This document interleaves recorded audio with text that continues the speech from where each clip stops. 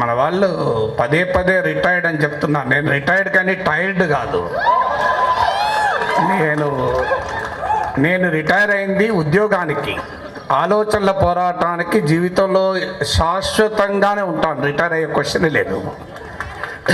అందువల్ల మిత్రులారా, ఇంత స్ఫూర్తిదాయకమైన మీటింగ్లో చూసి చాలా రోజులైంది. చాలా ఆనందం. ముందుగా భారత విద్యార్థి సమైక్యకు అభినందనలు. ఈ కార్యక్రమంలో భాగము పంచుకుంటున్న అనేక విద్యార్థి సంఘాలకు హృదయపూర్వకంగా ధన్యవాదాలు. నిజంగా ఒక విద్యార్థి సంఘం నిర్వహిస్తే ఇన్ని విద్యార్థి సంఘాలు హాజరు కావడమే సీతారాం యేచూరికి గొప్ప నివాళి. ఎందుకు అంటే నిన్న ఢిల్లీలో జరిగిన సంతాప సభలో మాట్లాడుతూ లోక్సభలో ప్రతిపక్ష నేత రాహుల్ గాంధీ ఒక మాట అన్నాడు.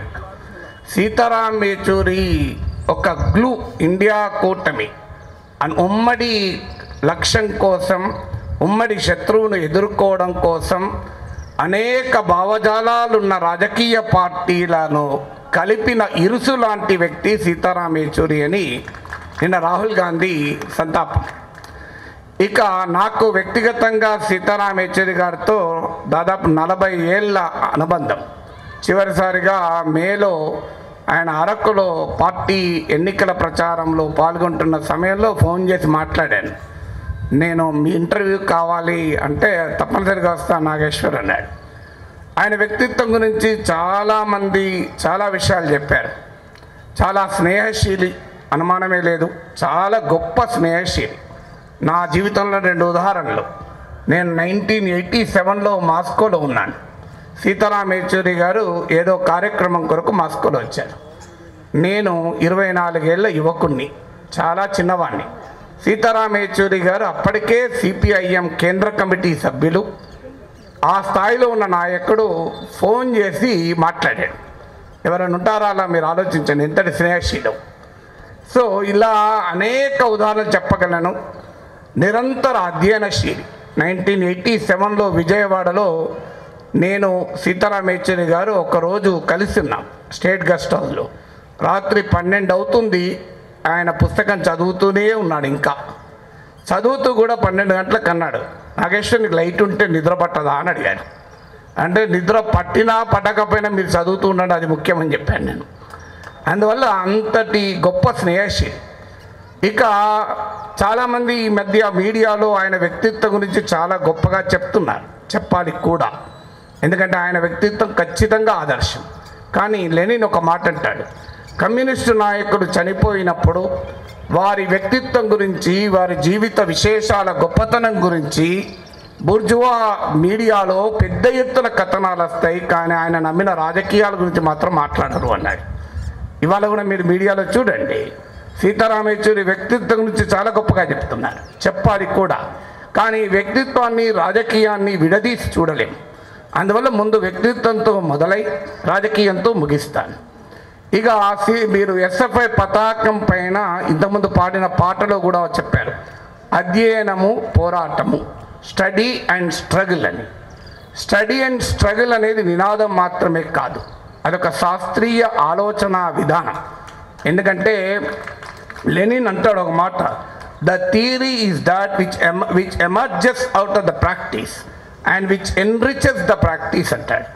థియరీ అనే సిద్ధాంతం అనేది ఆచరణ నుంచి ఉద్భవించి ఆచరణను సుసంపన్నము చేస్తుంది అంటాడు. అందువల్ల అధ్యయనానికి పోరాటానికి ఉన్న గతితార్కిక సంబంధం, dialectical relationship between study and struggle ఏంటంటే, స్టడీ నుంచి స్ట్రగుల్ పుట్టాలి, స్ట్రగుల్ స్టడీని ఎన్రిచ్ చేయాలి. సీతారాం యేచూరి అందుకు ఒక గొప్ప ఉదాహరణ. ఆ ఉదాహరణ గురించి కూడా మీరు మీడియాలో చదివి ఉంటారు, కానీ 1-2 మాత్రమే చెప్తాను. ఆయన 1966లో అంటే 14 ఏళ్ల వయసులో స్కూల్ విద్యార్థిగా ఉన్నప్పుడు యునైటెడ్ స్కూల్స్ ఆర్గనైజేషన్ అనే సంస్థ వారు ఎస్సే రైటింగ్, వ్యాస రచన పోటీ పెట్టారు.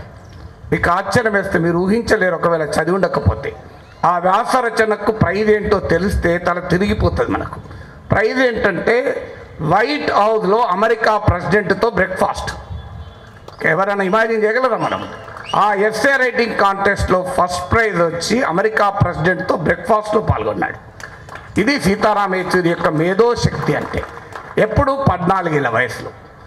ఇక హయ్యర్ సెకండరీ ఎగ్జామినేషన్ అంటే మనకి ఇంటర్మీడియట్, దాంట్లో ఆల్ ఇండియా ఫస్ట్ వచ్చాడు.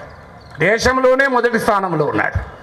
ఆ తర్వాత భారతదేశంలోనే అత్యున్నత కళాశాల అయిన సెయింట్ స్టీవెన్స్ కాలేజ్, ఆ కాలేజీలో చదువుకొని BA ఆనర్స్ ఇన్ ఎకనామిక్స్లో గోల్డ్ మెడలిస్ట్. ఆ తర్వాత MA ఎకనామిక్స్లో కూడా JNUలో టాప్ ర్యాంకర్. PhD చేస్తూ ఎమర్జెన్సీ వ్యతిరేక పోరాటంలో పాల్గొంటూ PhDని మధ్యలో వదిలేశాడు. చాలాసార్లు నాతో కూడా అన్నాడు సీతారాం యేచూరి గారు.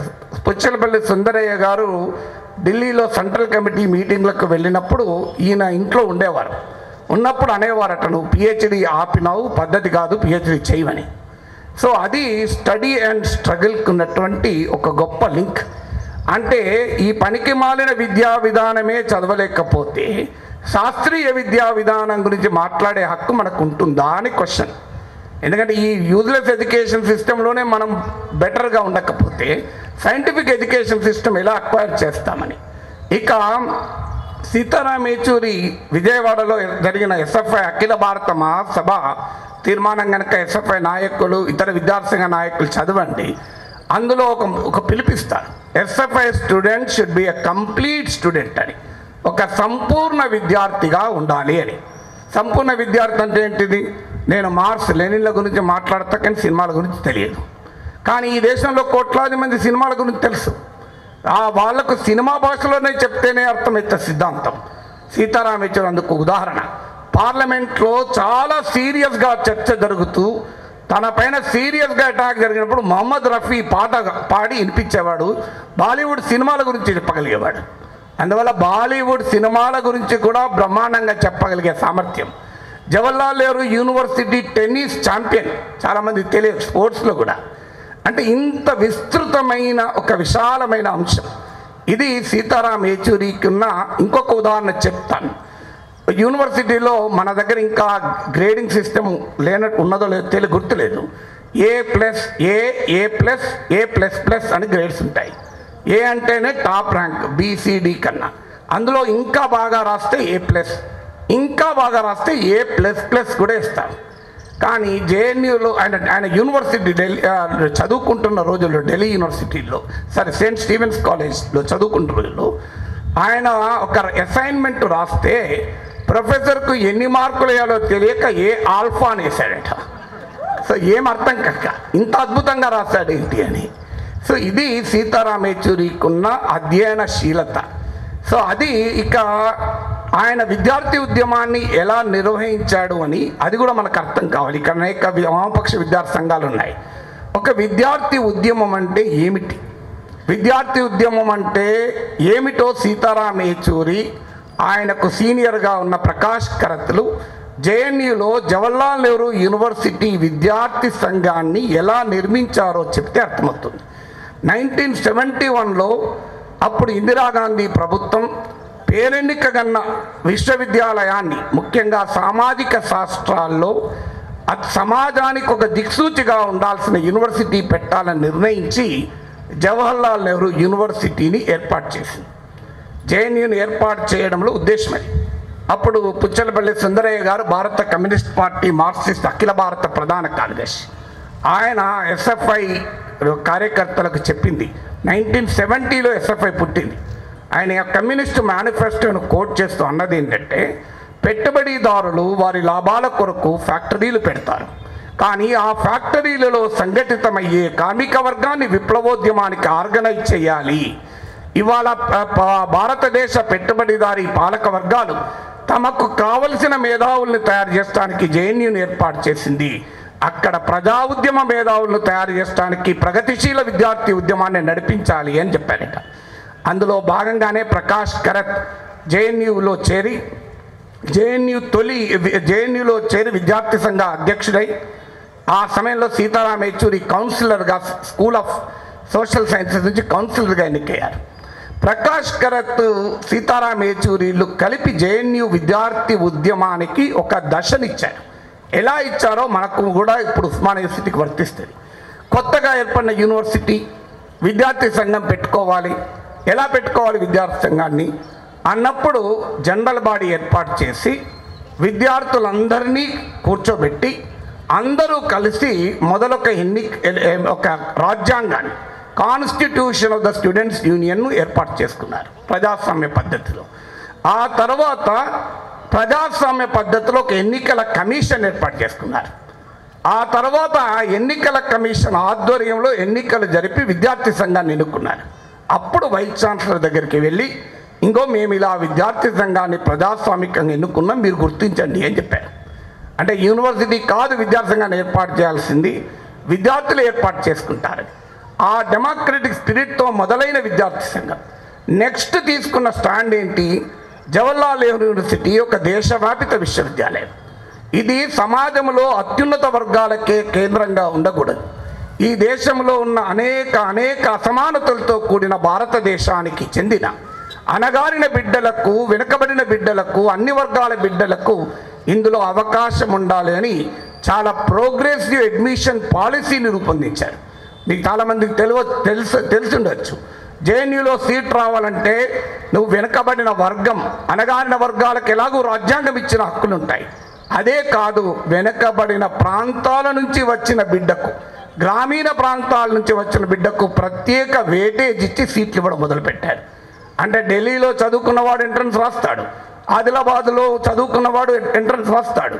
ఢిల్లీలో చదువుకున్న విద్యార్థి, ఆదిలాబాద్లో చదువుకున్న విద్యార్థికి తెలివితేటలు సమానంగా ఉన్నా పరీక్షలు ఉత్తీర్ణత సమానంగా ఉండదు. అది అసమానతల సమస్య.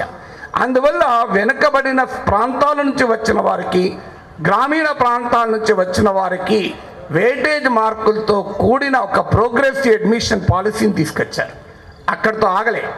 అక్కడి నుంచి మొదలైనటువంటి విద్యార్థి ఉద్యమం ఎమర్జెన్సీ వ్యతిరేక పోరాటంలో కూడా భాగమైంది. అంటే డెమోక్రసీ కోసం క్లాస్ రూమ్లో జరిగే ఫైట్ దేశంలో డెమోక్రసీ కొరకు జరిగే ఫైట్గా రూపాంతరం చెందింది. అది ఉస్మానియా విశ్వవిద్యాలయానికి కూడా చరిత్ర ఉంది.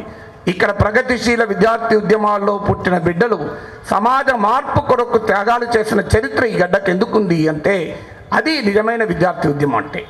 అందువల్ల అలా స్టార్ట్ అయినటువంటి ప్రక్రియ మీరందరూ చూస్తుంటారు పత్రికల్లో.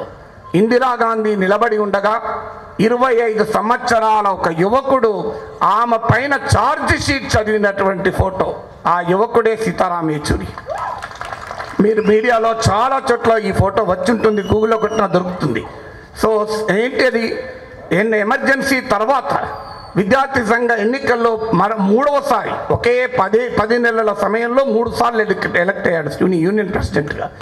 ఎలక్ట్ అయిన తర్వాత వందలాది మంది జేఎన్యూ విద్యార్థులు ఒక ప్రొసెషన్గా ఇందిరాగాంధీ దగ్గరికి వెళ్ళి, ఆమె ఇంటికి వెళ్ళి, నీవు ఈ జేఎన్యూ ఛాన్సలర్గా ఉండే హక్కు నీకు లేదు, ఎందుకు నీకు హక్కు లేదో మేము చదివి చెప్తామని చెప్పి ఛార్జ్షీట్ చదివారు. అంతటి అక్కడ ఇందిరాగాంధీని ధిక్కరిస్తూ మొదలైన ఆయన రాజకీయ ప్రస్థానం భారత పార్లమెంట్లో నరేంద్ర మోడీని ధిక్కరించేంత వరకు అవిశ్రాంతంగా సాగింది.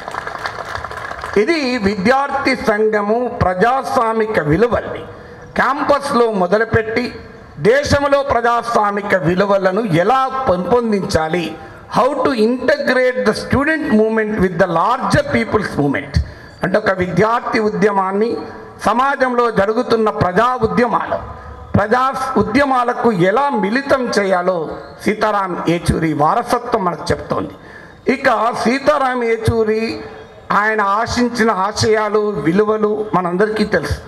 అన్నీ చెప్పడానికి సమయం ఉండదు, కానీ 2-3 ఉదాహరణలు చెప్తాను. ఒకటి, ద ఐడియా ఆఫ్ ఇండియా కొరకు ఆయన తప్పించాడు. మీరు ఆయన పార్లమెంట్లో చేసిన ప్రసంగాలు చూడండి, బయట చేసిన ప్రసంగాలు చూడండి. భారతదేశం ఒక బహుళత్వ స్వభావం కలిగిన దేశం. అనేక కులాలు, అనేక భాషలు, అనేక మతాలు, అనేక ప్రాంతాలు ఉన్న ఈ దేశంలో ఏ ఒక్క కులమో, ఏ ఒక్క మతమో, ఏ ఒక్క భాష ఆధిపత్యాన్ని చెలాయించకూడదు. This is not the idea of India అంటూ ఆయన నినదించాడు. ఆయన జీవితాన్ని ఒక ఉదాహరణగా భారత పార్లమెంట్లో చెప్పాడు. భారత పార్లమెంట్లో ఆయన చెప్పింది ఏంటంటే, నేను చెన్నై నగరంలో నివాసం ఉంటున్న తెలుగు భాష మాట్లాడే బ్రాహ్మణ కుటుంబంలో పుట్టాను.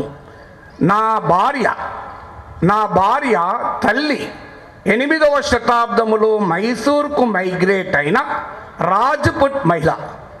నా భార్య తండ్రి సుఫీ ఇస్లాం మతానికి చెందిన వ్యక్తి. ఇప్పుడు నాకు చెప్పండి, నా కొడుకుది ఏ కులము ఏ మతము అని అడిగాడు.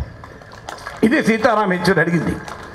అంటే తన జీవితంలోని అద్భుతమైన వైవిధ్యాన్ని ఉదాహరణగా తీసుకొని భారత పార్లమెంట్లో నరేంద్ర మోడీ ప్రభుత్వాన్ని ఈ ప్రశ్న అడిగితే పార్లమెంటుకు సమాధానం లేక నిశ్శబ్దంగా నిలిచిపోయింది.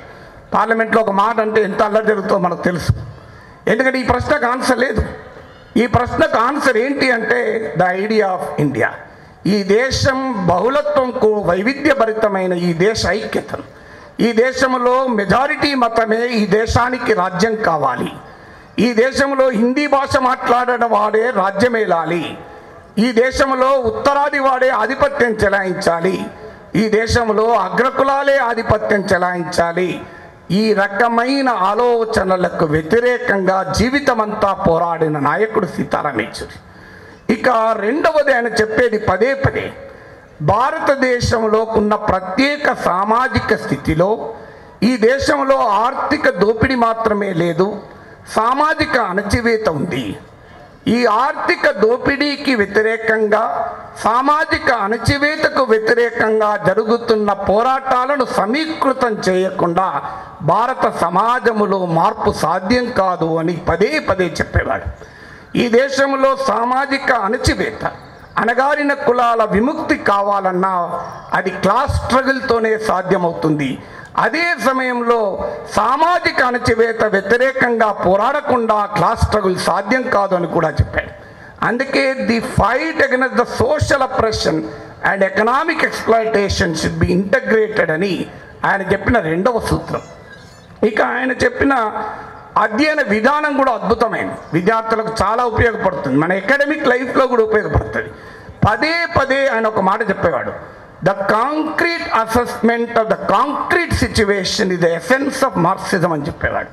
Concrete study of the concrete conditions is the essence of Marxism అని లెనిన్ చెప్పిన మాటను అనేక ఉపన్యాసాల్లో ఉదహరించేవారు. The concrete assessment of the concrete situation అంటే నిర్దిష్ట పరిస్థితుల నిర్దిష్ట విశ్లేషణ చెయ్యాలి అని. అందువల్ల మనము జీవితంలో ఈ మాట మీరు ఎన్నిసార్లు అనుకోండి, ఆఖరికి మీరు కాంపిటేటివ్ ఎగ్జామినేషన్లో ఆన్సర్ రాసినా కూడా the concrete analysis of the concrete సిచ్యువేషన్లో మీరు కనుక రాస్తే మీరు ఆ ఎగ్జామ్లో టాప్ ర్యాంక్తో పాస్ అవుతారు. అందువల్ల ఆయన అధ్యయన స్వభావాన్ని, అధ్యయన మార్గాన్ని కూడా మనకిచ్చారు. ఇక ఆయన ఏ ఆలోచనలకు నిలబడ్డాడు, ఎస్ఎఫ్ఐ కార్యకర్తగా, ఎస్ఎఫ్ఐ అఖిల భారత అధ్యక్షుడిగా ఆయన ఎత్తుకున్న జెండాలో ఇండిపెండెన్స్, డెమోక్రసీ, సోషలిజం ఈ 3 లక్ష్యాలతో ఆయన జీవిత రాజకీయ పోరాటం మొదలైంది. ఇక్కడ ఇవాళ వేదిక పైన ఉన్న సభలో ఉన్న అనేక మంది జెండాలు వేరైనా ఈ ఎజెండాతో విభేదించేవారు ఎవరూ లేరన్న నమ్మకం. స్వాతంత్రం, ప్రజాస్వామ్యం, సామ్యవాదం అనే ఈ 3 ఆలోచనలకు ఉస్మానియా విశ్వవిద్యాలయం పురిటిగడ్డ. అది వందే మాతర పోరాటం పుట్టిన గడ్డ. ఇది ఇలాంటి విలువలు ఇవాళ ఏంటి పరిస్థితి? ఇవాళ మీకు ఆశ్చర్యం వేస్తుంది. ఒక భిన్నాభిప్రాయం చెబితే చంపుతాము అనే దశలో భారతదేశ సమాజాన్ని తీసుకొస్తున్నాం. భిన్నమైన ఆహారం తింటే నిన్ను మూకదాడిలో చంపేస్తాం. నువ్వు ఏం తినాలో మేమే చెప్తాం, నువ్వు ఏ బట్టలు వేసుకోవాలో మేమే చెప్తాం, నువ్వు ఏ భాష మాట్లాడాలో మేమే చెప్తాం, నువ్వు ఎలా పండుగ జరుపుకోవాలో మేమే చెప్తాం అనే ఒక ఆలోచన ధార ఇవాళ సమాజాన్ని శాసిస్తున్న వేళ సీతారాం యెచూరి ఇచ్చిన స్ఫూర్తి ఏంటంటే భిన్నత్వంలో ఏకత్వాన్ని ఉండాలి. The right to we agree to disagree అని. అందుకే మీకు ఆశ్చర్యం వేస్తుంది, సీతారాం యెచూరి మరణిస్తే జేపీ నడ్డా, భారతీయ జనతా పార్టీ అఖిల భారత అధ్యక్షుడు, ఆయన ఇచ్చిన నివాళి చూడండి.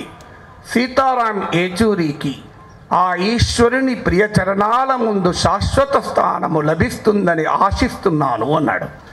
ఈశ్వరునే నమ్మని కమ్యూనిస్టు నేతకు ఈశ్వరుని ప్రియ పాదాల ముందు స్థానం లభిస్తుంది అని భారతీయ జనతా పార్టీ అధ్యక్షుడు ఇచ్చిన నివాళి. దుర్మార్గం ఏంటంటే అలాంటి గొప్ప నివాళి బీజేపీ అధ్యక్షుడిస్తే సీతారాం యెచూరి క్రైస్తవుడు, సీతారాం యేచూరి పాకిస్తాన్ జిందాబాద్ అన్నాడు. ఇలాంటి పనికి మాలినటువంటి ప్రచారాలు పెద్ద ఎత్తున సోషల్ మీడియాలో జరిగాయి. కానీ ఆయన ఆలోచన సరళి. మీకు పార్లమెంట్లో ఒక ఉదాహరణ చెప్తాను. ఎంత భయంకరమైన దాడి తనపైన జరిగినా చాలా హ్యూమరస్గా, అంతే ఘాటుగా సమాధానం చెప్పే ఆయన సామర్థ్యము ఆదర్శనీయం. జయరాం రమేష్ మీకు అందరికీ తెలుసు, కాంగ్రెస్ పార్టీ నాయకుడు. యునైటెడ్ ప్రోగ్రెసివ్ అలయన్స్ ప్రభుత్వానికి 2008లో మీ అణు ఒప్పందం విషయంలో వామపక్షాల మద్దతు ఉపసంహరించుకున్నప్పుడు జయరాం రమేష్ ఏమన్నాడంటే జయరాబీశ్వరి అన్నాడు. జయరాబీశ్వరి అంటే సీతారాం యేచూరిలో రి అనేది తీసుకొని మీరు సీతారాబీశ్వరి అన్నాడు. అంటే మీరు ఆబిశ్వరి రాస్తున్నారు ఈ ప్రభుత్వానికని సీతారాబీశ్వరి అని పదం వాడాడు. దానికి సీతారాం యేచూరి నవ్వి, మీరు ఈ దేశ స్వావలంబనను, ఈ దేశ ఆర్థిక స్వేచ్ఛను జయరాం ఆర్చరీలో పెడుతుంటే మేము ఏం చేయాలి అని అడిగాడు.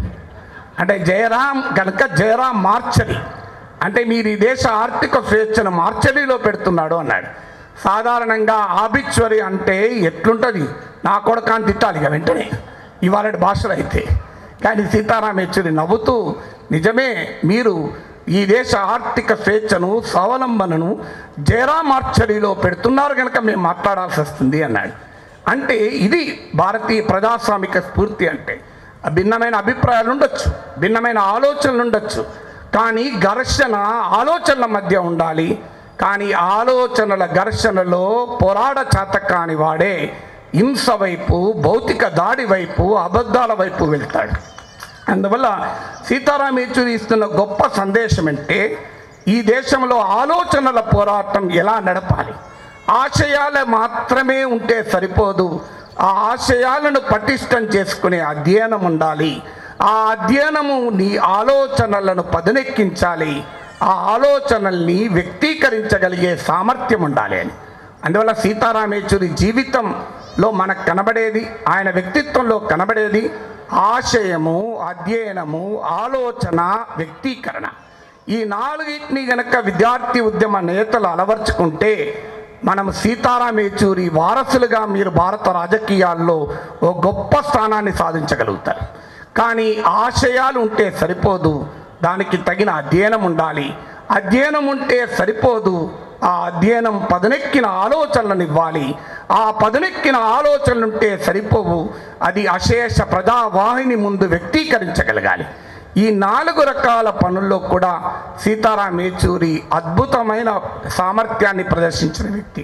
అందుకే ఈరోజున్న రాజకీయ వాతావరణంలో ఈ దేశంలో భయంకరమైన ఆర్థిక అసమానతలు పెరుగుతున్న సమాజంలో, ఈ దేశంలో స్వాతంత్రము, భిన్నత్వముపై దాడి జరుగుతున్న సమయంలో, లౌకిక వాదం పైన దాడి జరుగుతున్న సమయంలో, సమాఖ్య స్ఫూర్తికి విఘాతాన్ని కలిగిస్తున్న సమయంలో, రాజ్యాంగ విలువలపైన అటాక్ జరుగుతున్న సమయంలో సీతారాం యేచూరికి ఇచ్చే నిజమైన నివాళి ఏంటంటే ఆయన చూపిన బాటలో ఆలోచనల పోరాటంతో పాటు ప్రజా ఉద్యమాల్ని బలోపేతం చేస్తూ ఆ ప్రజా ఉద్యమాలకు మీ మేధోశక్తిని విశ్వవిద్యాలయ విద్యార్థులుగా, ఉస్మానియా విశ్వవిద్యాలయ బిడ్డలుగా ఆయన ఆశయాల స్ఫూర్తికి, ఆ ప్రజా ఉద్యమాలకు మన మేధోశక్తిని అందించడమే నిజంగా సీతారాం యేచూరికి ఇచ్చే నిజమైన నివాళి.